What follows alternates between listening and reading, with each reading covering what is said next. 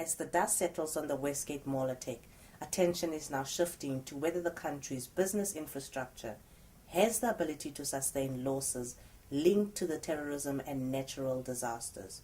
The country is now coming to terms with the devastation that insurance experts say could carry a hefty bill.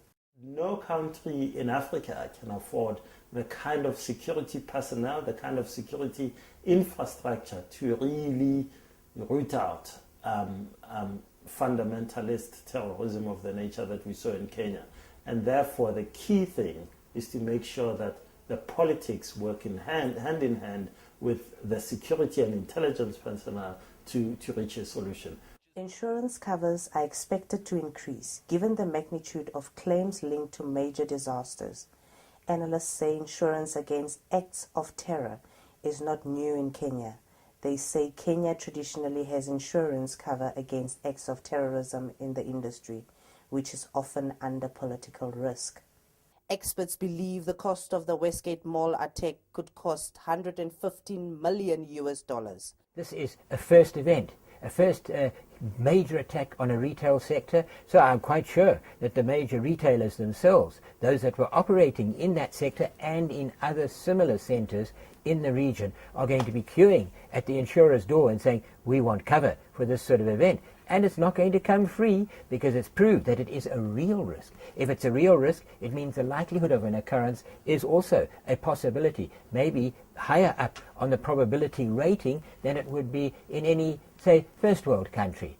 Now comes the thought, how do you ensure the staff of the company and the consumers themselves? This is going to be very difficult, and I think that may present a few challenges for the industry, but they'll rise to it, they'll cover it as they have in other regions. Kenyan business people are now rethinking of taking up insurance against political violence and terrorism to protect themselves against any losses. What will this mean for the insurance companies? Record keeping should be installed. I think in a country as developed as Kenya is, and in a major retail outlet, a major retail centre, these sort of factors would have been taken into account. It would have been part of normal business operation. If not, well, of course, then there'll be problems, but the risk then will be for the shopkeeper, the retailer, to prove that they actually had those goods there. It's not for the insurance company to say, we don't believe you. First of all, that retailer must say, here is the documentation. I did have these, and I have no sales data to confirm that it was not still here. Before the Westgate attack, Kenya's economy was booming.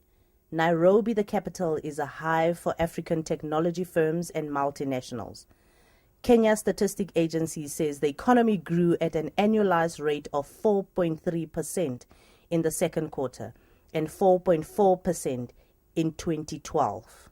Moody's rating agency said the Westgate Mall attack would likely shave a 0.5% points of Kenya's economic growth this year and curtail critical foreign currency earnings, mainly due to the likelihood of fewer tourist visits to the country, national parks and beaches. What could happen, it could make foreign investors reluctant to advance capital to the area, to the region, just outside that particular country, and perhaps certainly to the industry. They're going to say, we're not necessarily going to put up another big retail development like this because the risk is too high. Unless, of course, they promise significant returns. It may be said that globally a 10% return also is a reasonable return for this type of development, for this type of retail industry. So therefore foreigners will say, that's better than we could get in Europe or in America or in more developed areas. It could be twice that. However, now that we see the risk, we're going to say, we're not going to lend you our capital unless we can get a 20% return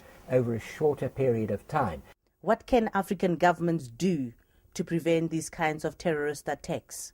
The key thing is to begin to talk between states at a multilateral level. Organizations like the AU, organizations like the UN need to not just say, we've got a problem in Iran, we've got a problem in Syria, we've got a problem in Somalia. They need to start saying, these problems are interlinked and we need to work towards peace in all these areas where fundamentalism has found root and is beginning to organize against the rest of the world. The Westgate attack is a reminder of how easily extremists with guns can move across borders to strike at pockets of African prosperity.